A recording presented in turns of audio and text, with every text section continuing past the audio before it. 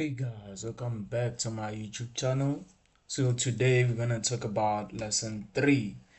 So a quick summary is that in this lesson we learned about npm and how to use its array of tools to create a new Node.js application and install external packages. So we built our own module and required it in our main application file.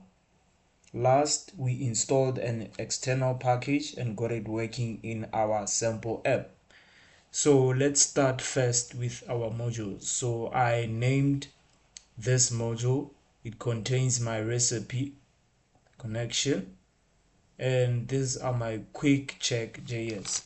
So let's start.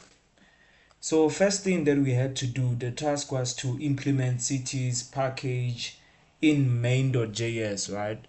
So let's see what we have.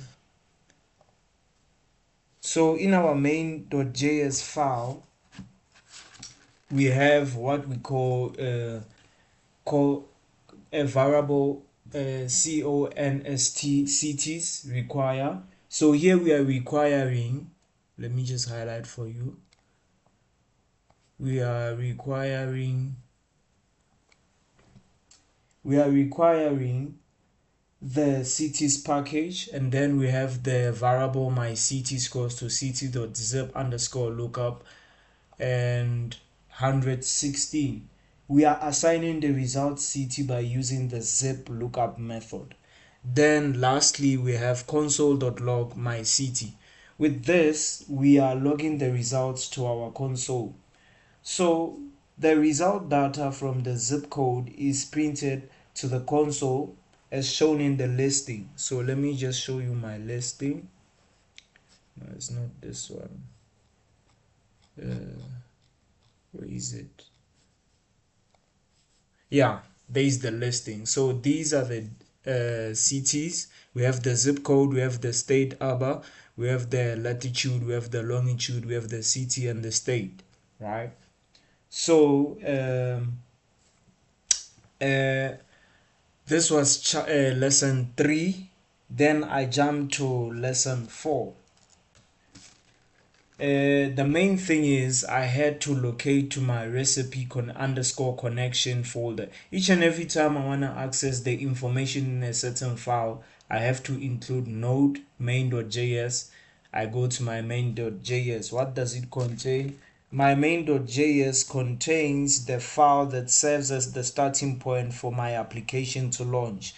Then I have my recipe connection. With my recipe connection, it is the main project folder that contains all of my project contents and includes external packages. Then I have my package.json. So with this, it contains configurations and information about my specific applications and its package dependencies. So in order to have my node modules, I ran the command npm I. So npm I is short for npm install, and it is used to install packages. So it initializes a Node.js application and creates a package.json file. So let's go to the node modules. These are the cities. These are different types of folders. So I'm done with lesson 3. Let's go to lesson 4. So the main summary of lesson 4, we learned about Node.js, which has a built-in functionality for creating web servers via the HTTP module. And I figured new Node.js applications via the package.json web server, which is a stepping stone to building up robust applications with Node.js. Through the terminal, I was able to run a web server application, and I initialized the application with npm. So let me go to my lesson 4. Let's go to main.js.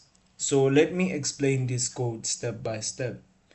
So I have the HTTP server in Node.js, which responds with hello universe. Where is it? Which responds to hello universe, right? and I have the cons port, the variable port 3000. The variable port 3000, this sets the server port to 3000, which means my server will be accessible to HTTP localhost 3000. Then I have the HTTP scores to require HTTP. In this one, the HTTP is a built-in Node.js module to create HTTP servers. And then I have my HTTP status code. So the HTTP status code is a third-party package which I may need to install HTTP status code that provides readable constant like HTTP status okay. Then I have my app is equals to http dot create server request response.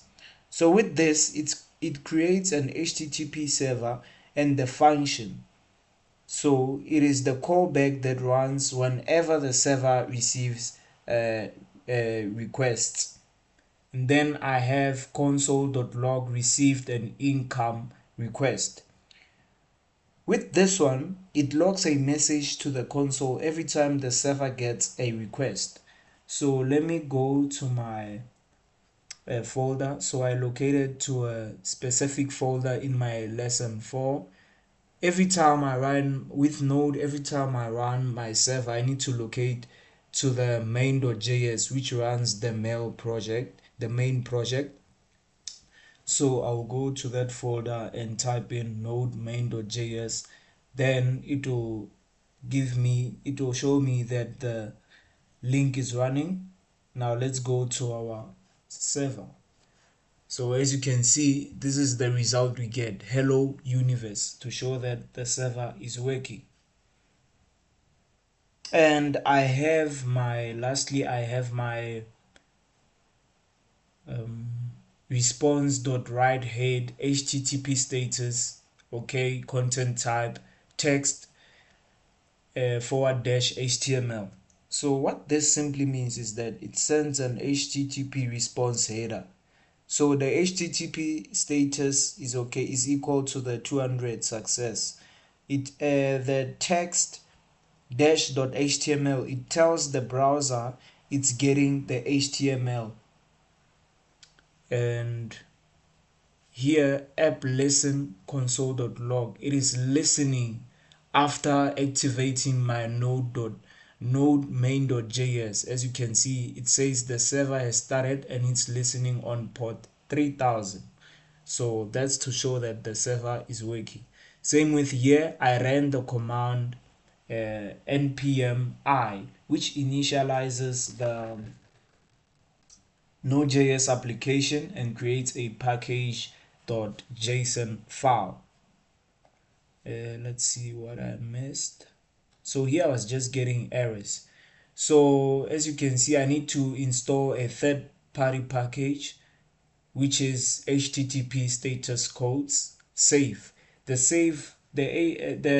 S just means save, a third-party package. So I was opening it in a wrong folder.